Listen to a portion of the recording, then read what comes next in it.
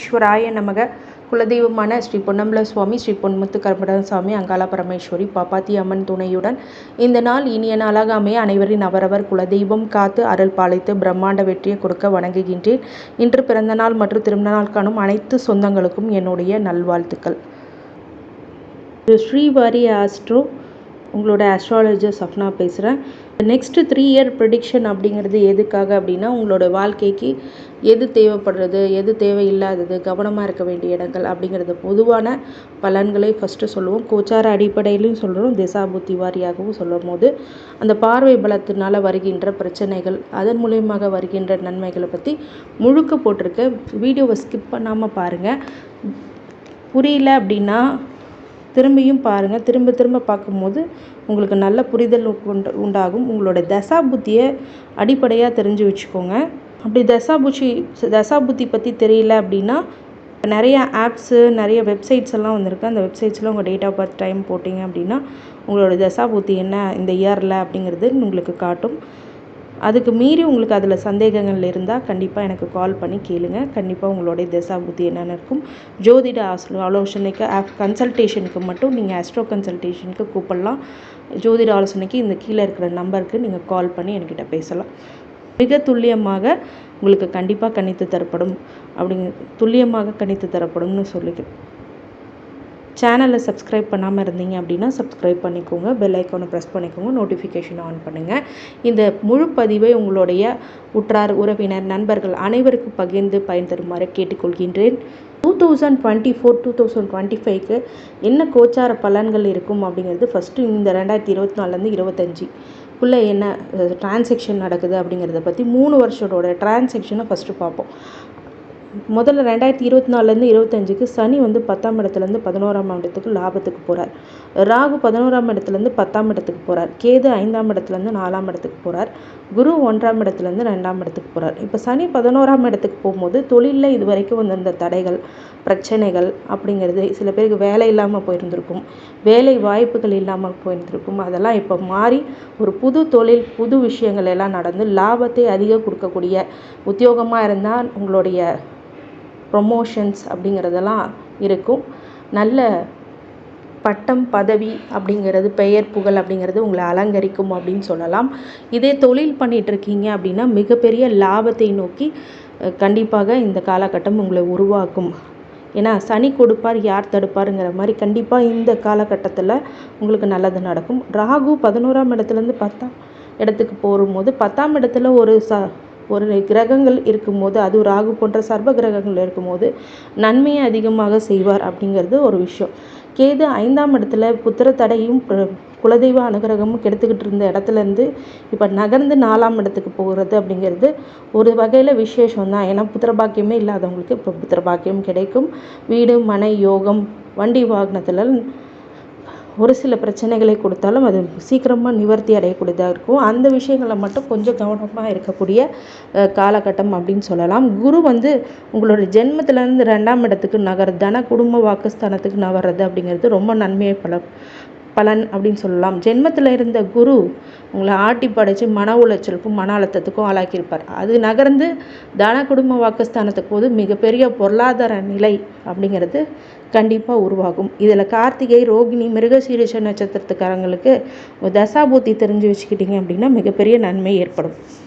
பொதுவாகவே இந்த கார்த்திகை, ரோகிணி, மிருகசீரிஷம் முதல்ல சூரிய, சந்திர, செவ்வாய் திசையில் அதிகமான சுபிட்சங்கள் ஏற்படும். ஏன்னு கேட்டிங்கன்னா சனி உங்களுக்கு டிஸ்டர்ப் பண்ணலை, ராகு கேதுவும் இந்த பிரச்சனை பெருசாக இல்லை, குருவும் 2ஆம் இடத்துக்கு மாறுறார். அப்படிங்கும்போது அதிகமான சுபிட்சத்தை ஏற்படுத்தி கொடுத்துரும். இந்த குழந்தைங்களாக இருப்பீங்க இல்லையா, 1 வயசுலேருந்து ஒரு 35 வயசுக்குள்ளே இருக்கிறவங்க கண்டிப்பாக இந்த 30 வயசுக்குள்ளே இருக்கிறவங்களுக்கு அதிகமான சுபிட்சங்கள் ஏற்படுத்தக்கூடிய ஆண்டாக இந்த ஆண்டு கண்டிப்பாக இருக்கும் 2025. அது ராகு திசையாக இருக்கிறாங்க. அடுத்தது 2026, அதுவும் சனி 11ஆம் இடத்துலையும், ராகு 10ஆம் இடத்துலையும், கேது 4ஆம் இடத்துலையும், குரு 2ஆம் இடத்துலேருந்து 3ஆம் இடத்துக்கு மறைவுக்கு போகிறது தான் ஒரு சில பொருளாதார ரீதியான சிக்கல்கள் வரக்கூடியதாகவும், ஆனால் உங்கள் ராசிக்கு அவர் மறையிறது அப்படிங்கிறது ரொம்ப நன்மையான பலன் தான்.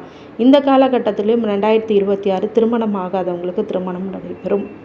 மிகப்பெரிய அளவில் பொருளாதார நிலை உயரும் அப்படிங்கிறது ஒரு விஷயம். 3ஆம் இடத்துல இருந்தாலும் உங்களோட பார்வை பலனால் திருமணம் ஆகாதவங்களுக்கு திருமணமாகும் பாக்கியத்தை கொடுக்கக்கூடிய ஆண்டாக இருக்கும். லாபத்தை அதிகரிக்கக்கூடிய ஆண்டாக கண்டிப்பாக இந்த 2026 ரிஷப ராசிக்காரங்களுக்கு ஒரு ஃபேவரான ஆண்டுன்னு சொல்லலாம். அதே மாதிரி 2027 11ஆம் இடத்துல சனி அதே இடத்துல இருக்கிறார். ஆனால் 12ஆம் இடத்துக்கு அடுத்தது விரயத்துக்கும் வரார். ராகு 9ஆம் இடத்துக்கும், கேது 3ஆம் இடத்துக்கும், குரு 3ஆம் இடத்துலேருந்து 4ஆம் மறைவுலேருந்து 4ஆம் இடத்துக்கு வர்றது ஒரு நல்ல விஷயம்தான். சனி 11ஆம் இடத்துல இருக்கும்போது லாபத்தை அதிகமாக கொடுக்க போகிறார். ராகு 9ஆம் இடத்துக்கு தந்தையார் வீட்டு ஆட்களுடன் பகை அப்படிங்கிறதெல்லாம் கொஞ்சம் வரக்கூடிய நிலைமை இருக்கிறது.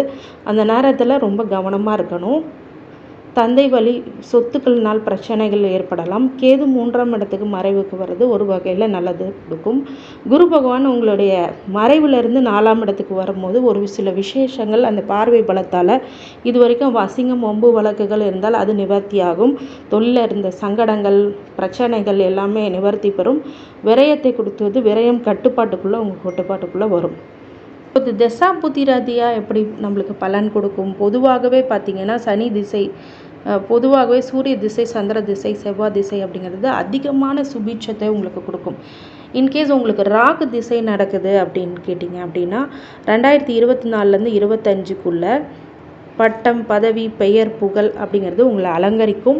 அதிகமான லாபங்களை கொடுக்கும். ஆனால் தொழிலில் மட்டும் கொஞ்சம் கவனமாக 2026 இருக்கணும். அதே மாதிரி தொழிலில் பிரம்மாண்ட முதலீடுகள் அப்படிங்கிறது போடக்கூடியதாக இந்த காலகட்டத்தில் இருக்கும். 2027 அப்படிங்கும்போது வெளிநாடு, வெளியூர் பயணத்தை ஏற்று நடத்துவீங்க. இந்த ராகு திசையில் கண்டிப்பாக ஒரு டிரான்சாக்ஷன், ஒரு ஊர்லேருந்து இன்னொரு ஊருக்கு போகிறது.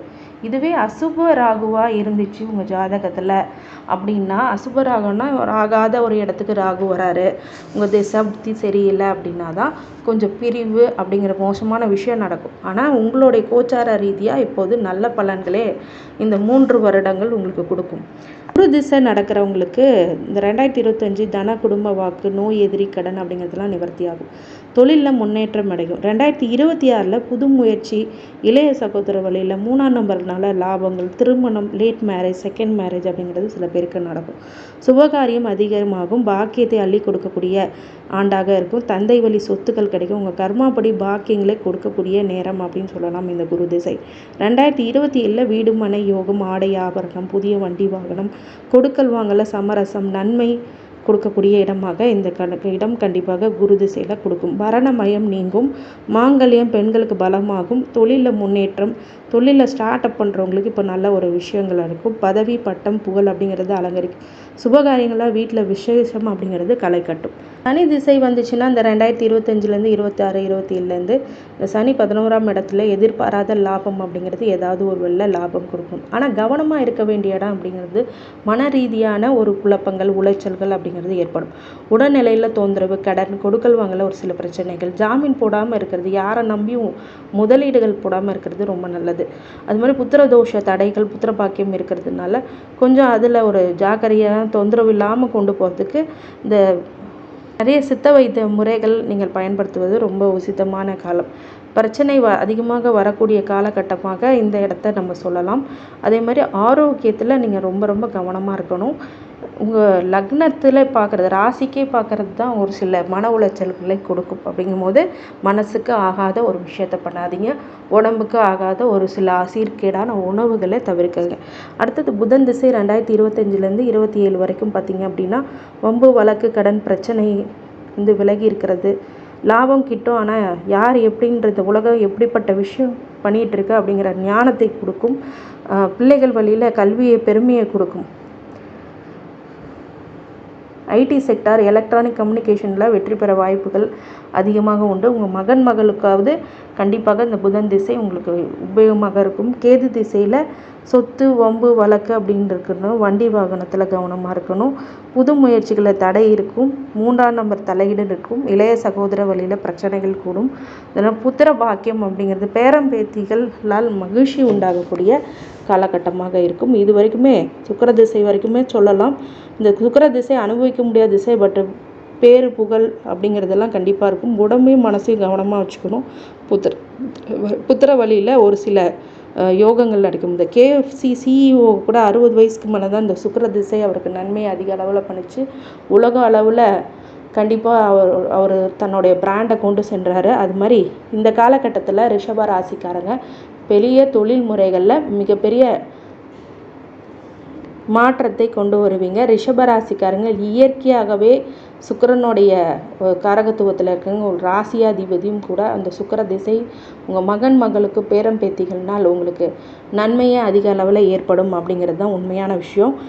இந்த ஆண்டு நீங்கள் ரொம்ப கவனமாக இருக்கணும் அப்படின்னா 2027 ஆண்டு. ஏன்னா உங்களுக்கு ஜென்மத்துக்கு வரப்போகிறது அப்படிங்கிறது தான் ஒரு விஷயம்.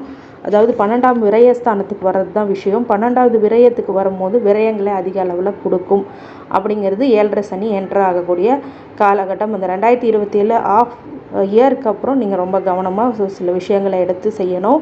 உங்களோட வாழ்க்கையில் அது ஒரு திருப்பு முனையாக கண்டிப்பாக இருக்கும். ஆனால் பொதுவாகவே இந்த 2025, 26, 27 மிக நன்மை அளிக்கக்கூடிய ஆண்டாக கண்டிப்பாக இருக்கும் அப்படின்னு சொல்லலாம். வழிபாடாக குலதெய்வ வழிபாடும் வெள்ளிக்கிழமையான சுக்கிர ஓரையில் நீங்கள் வழிபடுறது ரொம்ப நல்லது. மகாலட்சுமியை வழிபடுறது ரொம்ப நல்லது. இந்த ரிஷபராசிக்காரங்களுக்கு அனைத்து ஐஸ்வர்யங்களும் சகல சௌபாக்கியங்களும் மன நிம்மதியும் மனோதைரியத்தையும் ஆரோக்கியத்தையும் கொடுக்க வேண்டும் என்று என் பெருமான் ஸ்ரீ வாரி பெருமாளை வேண்டி வணங்குகின்றேன். வாழ்க வளமுடன். நன்றி.